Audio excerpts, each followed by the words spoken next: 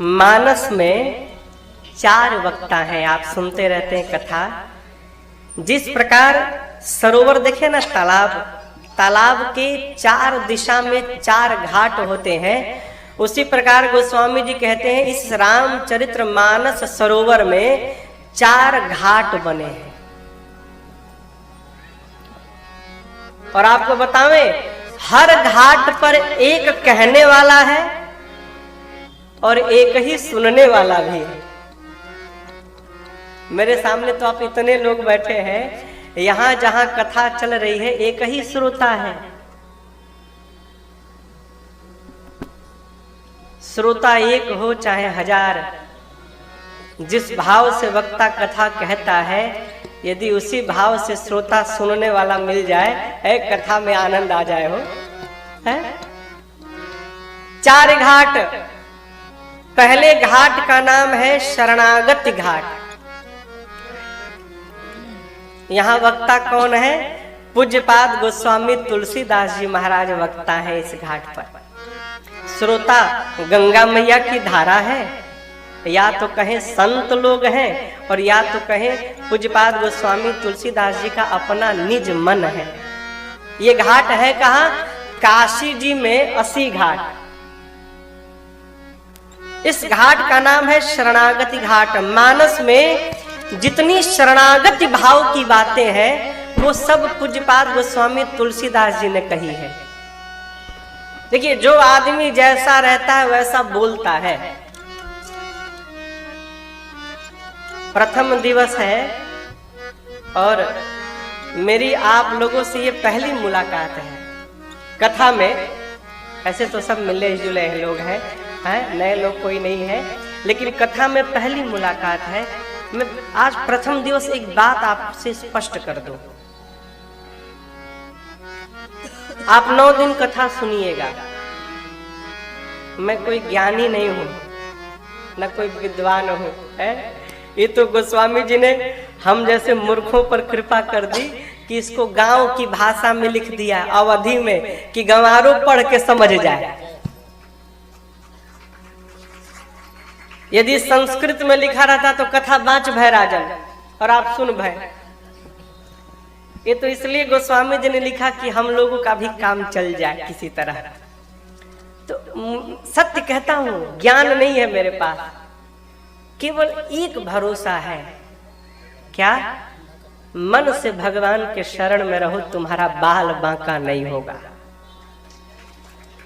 तो आप जब 9 दिन मेरी कथा सुनिएगा ना, तो बार बार केवल यही बात आएगी, भगवान की शरण में चलो। जो जैसा रहता है, जो जहां रहता है, वहीं से बोलता है। शरणागति भाव की सब बातें गोस्वामी तुलसीदास जी ने कही। क्या कहते हैं? महिमा में कहते हैं, राम कथा कली कामद गाई। कली कहे तो कलयुग में राम जी की ये कथवा कामधेनु है, कामधेनु। अर्थात जो कामना लेकर इसकी सेवा करोगे, कथा आपकी कामना को पूर्ण करेगी। लेकिन एक शर्त है, कामना कैसी हो? धर्म सम्मत हो। ये नहीं कि जो कामना कर लिए कथा पूरी करेगी, कदापि नहीं करेगी। हमारे पूज्य महाराज श्री बताते हैं, कहीं कथा किए महाराज जी, और कथा करने के 2 साल बाद फिर कथा करने गए, तो एक श्रोता आके कहे, महाराज आपने कहा था कि 1 साल कथा मानस पाठ करो, घर में कोई कामना पूरी हो जाएगी। मेरी नहीं भाई। महाराज जी ने पूछा, कामना क्या किए थे आप? बोले, महाराज पड़ोसी से बड़ा परेशान हूं, मैं यही सोचा था कि इसका विनाश हो जाए। नहीं भैया, कामना वही पूरी होगी जो धर्म सम्मत होगी, है, जो तो थोड़ी होगा।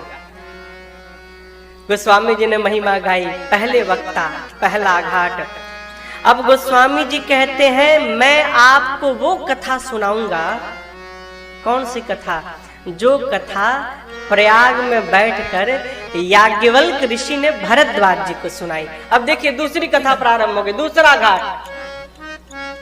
इस घाट का नाम है कर्मकांड घाट। कहाँ है? तीर्थराज प्रयाग में। वक्ता है श्री याज्ञवल्क्य जी महाराज, और श्रोता बन के भरद्वाज ऋषि बैठे हैं। मानस में जितनी कर्म प्रधान बातें हैं सब याज्ञवल्क्य जी ने भरद्वाज जी को सुनाई है। दूसरा घाट, याज्ञवल्क्य जी ने महिमा गाकर सुनाया, मां दुर्गा ने महिषासुर का वध किया, तो ये कथा भी दुर्गा है, काली है। ये किसका वध करेंगी? तो मोह रूपी महिषासुर का वध करने के लिए राम जी की कथा साक्षात काली जी के समान है। अब याज्ञवल्क्य जी दूसरे घाट पर बैठे हैं। याज्ञवल्क्य जी कहे, मैं आपको वो कथा सुनाऊंगा। कौन कथा? जो कथा शंकर भगवान ने पार्वती जी को सुनाई। अब तीसरा घाट प्रारंभ हुआ। ये कहाँ है? कैलाश पर्वत, जिसका नाम है ज्ञान घाट। वक्ता भूत भावन भगवान शिव हैं और श्रोता बन के मेरी मां भवानी जी बैठी हैं। मानस में ज्ञान की जितनी बातें हैं सब शंकर भगवान ने कही है। शंकर भगवान ने क्या महिमा गाई मैंने आपको सुनाया। शंकर भगवान पार्वती जी से कहते हैं, देवी मैं आपको वो कथा सुनाऊंगा जो कागभुशुंडी जी ने गरुड़ जी को सुनाई। चौथा घाट प्रारंभ हुआ। ये कहाँ है? हिमालय में नीलगिरी पर्वत है, जहां पर कागभुशुंडी जी महाराज पक्षियों को कथा सुना रहे हैं। लेकिन समझिएगा, महिमा चारों स्थान पर भई है, लेकिन 3 स्थान पर वक्ता ने महिमा गाई। चौथे स्थान पर वक्ता ने कथा नहीं गाई, श्रोता सुनने आए हैं वही महिमा गाने लगे। अभी हम आके बैठे और आप ही लोग कथा सुनाने लगे, वही भया हो। अरे ये कैसे भया? कागभुशुंडी जी को जानते हैं? कागभुशुंडी जी कौवा महाराज है। कौवे को पक्षी में चांडाल कहा गया है? कौवा महाराज यहाँ व्यासपीठ पे बैठे हैं और नीचे एक से एक दिव्य दिव्य पक्षी, दिव्य तो छोड़िए, साक्षात पक्षियों के जो राजा हैं, भगवान के जो वाहन हैं, गरुड़ जी महाराज श्रोता बन के बैठे हैं। क्यों?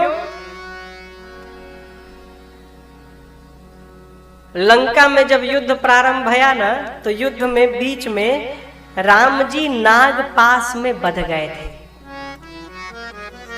भगवान जब नाग पास में बंध गए तो नारद जी ने गरुड़ जी को बुलाया। क्यों? सर्प को खाते हैं ना गरुड़, तो भगवान नाग पास में बंधे हैं, तो गरुड़ जी को बुलाया गया कि आप भगवान को बंधन से मुक्त करिए। गरुड़ जी आए, भगवान को बंधन से तो मुक्त कर दिया, लेकिन भगवान को खोलने के बाद गरुड़ जी अपने बंध गए। किसमें? मोह में। देखिए, एक एक शब्द है नैकट्य दोष। क्या नाम है? नैकट्य दोष। ये कब लगता है? जब अधिक निकटता हो जाती है ना, तो ये दोष लग जाता है। कैसे महाराज? है चेला गुरु जी के साथ रहने लगा दिन रात, एक ही कमरे में रहने लगा, तो थोड़े दिन बाद सोचेगा गुरु जी में मेरे में अंतर क्या? गुरु जी तो 6 बजे उठते हैं, हम तो 4 बजे उठ जाते हैं। गुरु जी से पहले बाद में सोते हैं और पहले उठते हैं। हम आप लोग को नहीं कह रहे हैं। चेला सोचेगा हम बाद में सोते हैं पहले उठते हैं, गुरु जी तो केवल सवेरे माला जपते हैं, हम तो कामों करत रहते हैं और दिनवा भर माला भी जपते हैं, तो मेरे में और गुरु जी में अंतर क्या रहा? इसी का नाम है नैकट्य दोष। जब अनुराग नहीं होगा ना, पूर्ण भावेन समर्पण नहीं होगा ना, तो यही दोष लगता है। दोष पकड़ा किसको? गरुड़ जी महाराज को। भगवान को मुक्त किए, सोचने लगे ये भगवान नहीं, नकली है। क्यों? राम जी को कोई बांधेगा? भला भगवान को कोई बांध सकता है? और इनके बंधन को मैंने खोला है, ये भगवान नहीं है, कोई और है। पकड़ लिया मोह। पहुंच गए कौन? गरुड़ जी महाराज पहुंच गए नारद जी के पास, जाकर अपनी बात कही। नारद जी ने कहा अच्छा आपको भी पकड़ लिया? मतलब हमको भी पकड़ा था, इस बीमारी ने मुझे भी पकड़ा। कोई बात नहीं, आप एक काम करिए, मेरे पिताजी के पास जाइए, ब्रह्मा जी के पास। गरुड़ जी महाराज भाग कर पहुंचे ब्रह्मा जी के पास, जाकर अपनी बात कहे आपको भी पकड़ा? अरे इसने तो मुझे भी पकड़ा था। किसने? जेहि बहु बार नचावा मोही, सोई व्यापेऊ विहंग पति तोहि। जिस मोह ने मुझ ब्रह्मा को अनेक बार नचाया है, उसी मोह ने गरुड़ जी आपको भी पकड़ लिया। गरुड़ जी बोले उपाय बताइए। बोले उपाय मेरे पास नहीं है। फिर इस रोग की दवा स्पेशलिस्ट के पास है। कौन है भाई? शंकर भगवान। इसकी दवाई उन्हीं के पास है। आप सीधे कैलाश जाओ, इधर उधर मत भटको। गरुड़ जी महाराज दौड़े कैलाश की ओर। बीच रास्ते में ही शंकर भगवान मिल गए गरुड़ जी से। गरुड़ जी लगे रोने, कहे बाबा कुछ समझ में नहीं आ रहा है। एक बात बताओ ना, देखिए बीच में एक बड़ी अच्छी बात। इधर उधर भागता कौन है उपाय के लिए, इलाज के लिए? जिसको ये पता चल जाता है कि मुझे कोई बहुत बड़ी बीमारी हो गई है, वही भागेगा। भाग के दिल्ली जाएगा, भाग के बंबई जाएगा, चेन्नई जाएगा, अपोलो जाएगा, भागेगा। क्यों? उसको ये पता चल गया है कोई ना कोई बहुत बड़ी बीमारी मुझको हो गई।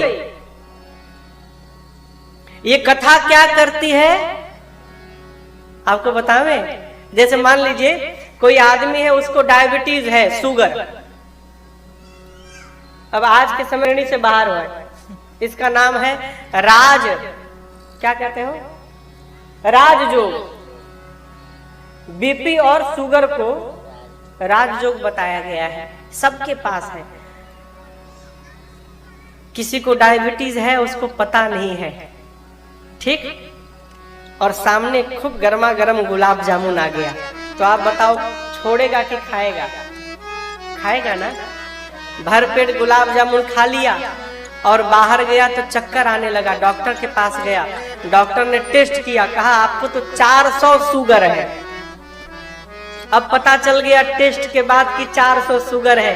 फिर किसी के घर जाना था, उसके घर पहुंचा, जाते वहां फिर गुलाब जामुन आया।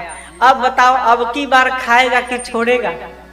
देखेगा भी नहीं। बोले भाई हटाओ, हमको शुगर हो, अभी अभी पता चला डायबिटीज है। ये कथा क्या है? कथा टेस्ट है हो। 9 दिन कथा सुनने पर ना फुल बॉडी चेकअप हो जाता है। ये टेस्ट है, सीटी स्कैन, MRI, पैथोलॉजी, सारा टेस्ट है। 9 दिन बाद इसका रिपोर्ट आता है का क्या क्या बीमारी है। कौन सी बीमारी महाराज? भाई के साथ व्यवहार में कौन सी बीमारी ने तुमको पकड़ा है? पिता के साथ पुत्र का क्या धर्म है? कथा दर्पण है, बताती है ऐसा करना चाहिए, लेकिन तुमको इस बीमारी ने पकड़ा है, तुम ऐसा व्यवहार नहीं करते हो। ये कथा बीमारी बता देती है, और जब तक बीमारी का पता ही नहीं तब तक इलाज कैसे होगा? ये कथा रोग बताती है, क्या कमी है, जिसको पता चल जाएगा वो दूर करने का उपाय करेगा। गरुड़ जी महाराज इसी में भाग रहे हैं, पता है कि कोई बहुत बड़ी बीमारी है मुझे। शंकर भगवान के पास पहुंचे, कहे बाबा उपचार करिए। बोले डिस्पेंसरी तो मेरा चेंबर तो कैलाश में है, आप रास्ते में मिले हो, अब यहाँ कैसे उपचार करें? हाँ एक काम कर सकता हूँ, एक ऐसे चेंबर में भेज रहा हूं जो 24/7 चलता है, दिन रात, वहां छुट्टी नहीं है, और वहीं आपकी बीमारी जाएगी। उपाय मुझे मिल गया। कैसे? तब ही होई सब संशय भंगा, जब बहु काल करिय सत्संगा। गरुड़ जी एक दिन 2 दिन नहीं, जब आप बहुत काल तक निरंतर सत्संग करेंगे तब जाकर आपका संशय समाप्त होगा। गरुड़ जी बोले प्रभु इतना लंबा समय, इतने लंबे समय तक सत्संग कहाँ मिलेगा? बोले वही तो बता रहा हूँ, कहाँ जाइए? नीलगिरी जाइए। वहाँ एक कौवा जी है, कागभूषुंडी जी, वो दिन रात कथा ही गाते रहते हैं।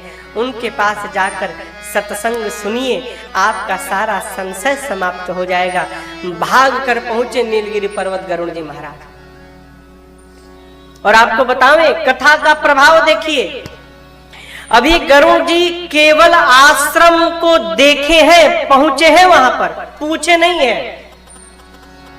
जिस घर में बैठकर, जिस आश्रम में बैठकर भगवान की कथा होती है, कथा के प्रभाव से उस आश्रम की इतनी दिव्य महिमा हो गई कि केवल आश्रम के दर्शन मात्र से गरुड़ जी का सारा मोह संशय समाप्त हो गया, केवल घर देखकर।